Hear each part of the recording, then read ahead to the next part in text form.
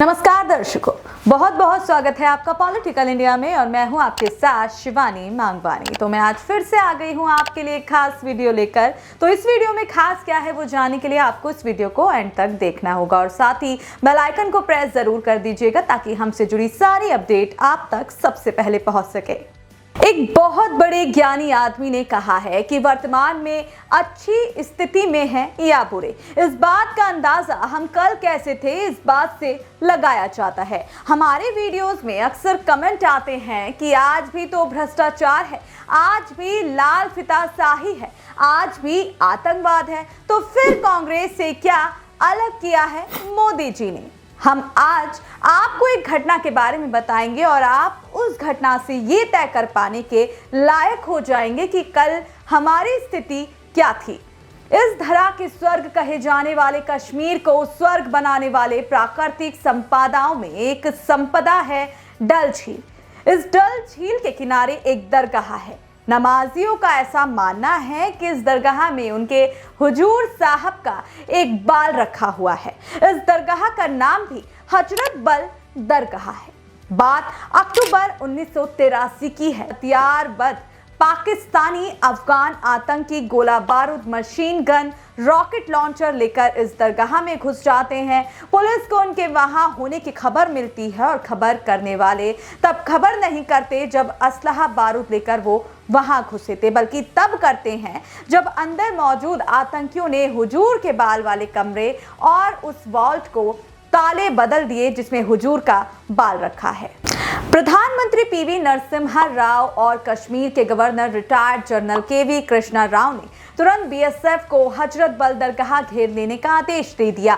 सुरक्षा विशेषज्ञ ने जब राय ली गई तो उन्होंने कमांडो कार्यवाही करके दरगाह को खाली करा लेने की बात कही। ये प्रैक्टिकल भी था क्योंकि बीएसएफ ने ऑपरेशन ब्लू स्टार करके पहले भी दिखाया था, लेकिन सिर्फ देश के प्रधानमंत्री और राज्य के राज्यपाल और सुरक्षा विशेषज्ञ की राय से क्या होगा तो वही जो गांधी परिवार चाहेगी। हलक सूख गया।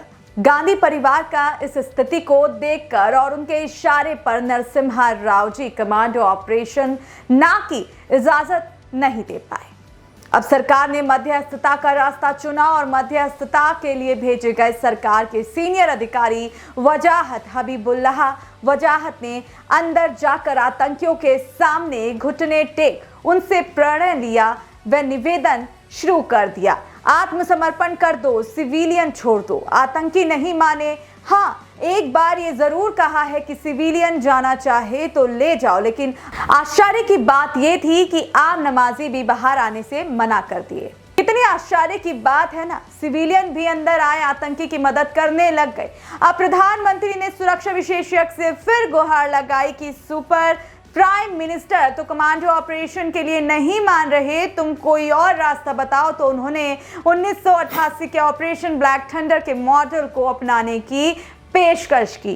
जैसे सेना ने जून की माह में स्वर्ण मंदिर के अंदर घुसे आतंकियों को बिजली पानी के कनेक्शन काट कर टॉर्चर किया था, सेना वही टॉर्चर यहां भी दे। लेकिन ये वाला आइडिया भी सुपर पीएम मैडम को नहीं अच्छा लगा। नमाजी और आतंकी अंदर घुस जाते तो घेरा डाले एक हफ्ता बीत गया और इधर कश्मीर के नमाजी उसी दरगाह में नमाज पढ़ने के लिए बेताब हो गए। कश्मीर में जगह जगह प्रदर्शन होने लगा, सड़क पर नमाजी उतरने लगे।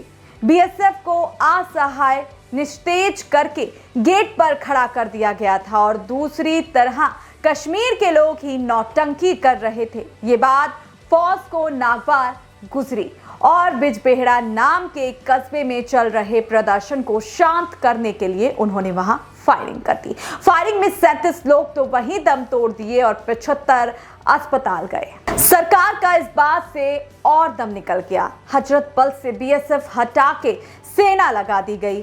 सरकार को डर था कि बीएसएफ कहीं विद्रोह कर खुद ही ना घुस जाए हजरत बल में। अंदर से आतंकियों ने खबर भेजी कि हमारे पास राशन पानी नहीं है, सिविलियन भूखे प्यासे मरेंगे तो तुम जिम्मेदार होंगे। कांग्रेस सरकार एकदम आत्मसमर्पण की मुद्रा में आ गई। बिरयानी बना के भेजी गई। फौज ने विरोध किया।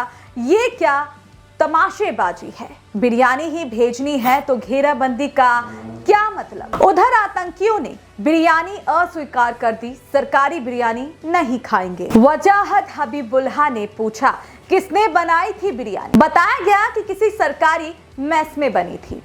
श्रीनगर के सबसे महंगे 5 स्टार होटल से बिरयानी मंगाई गई और श्रीनगर के कुछ हुर्रियत छाप संगठन अंदर बिरयानी लेके गए तो नवाब साहब ने बिरयानी खाई। फिर यही सिलसिला हफ्ता भर चला। उस होटल के एक वैन में पतीला भर भर बिरयानी जाती दिन में 3 बार, साथ में बिस्लेरी की बोतलें, बाकायदे कंबल, रजाई भेजी गई। इस बीच शांति वार्ता भी चलती रही। फौज ने कहा कि इजाजत दो तो इसी बिरयानी वाली गाड़ी में ही 20 कमांडो भेज दें, 10 मिनट में काम तमाम कर देंगे।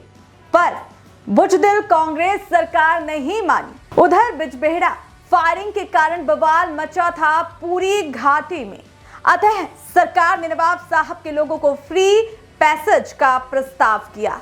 सरकार बोली कि आपको हम रिहा करते हैं, हथियार छोड़ पैदल निकल जाओ। उन्होंने कहा ना हथियार तो लेकर जाएंगे। सरकार उस पर भी नहीं मानी कि घेराबंदी के बाद वो 40 पाकिस्तानी अफगान आतंकी हमारी फौज के सामने से AK-47 लहराते हुए पैदल ही निकले और श्रीनगर की गलियों में गुम हो गए। जब निकले तब भी सेना ने कहा अब ठोक देते हैं सालों को, पर दिल्ली बोली नहीं, वादा खिलाफी हो जाएगी। इस तरह इन कांग्रेसियों ने 40 पाकिस्तानी आतंकियों को 15 दिन दामाद की तरह पाला और फिर सुरक्षित पैसेज कर दे दिया। सरकार के इस रुख से आतंकियों का हौसला इतना बड़ा फिर कि घाटी में आतंकवाद बेलगाम हो गया।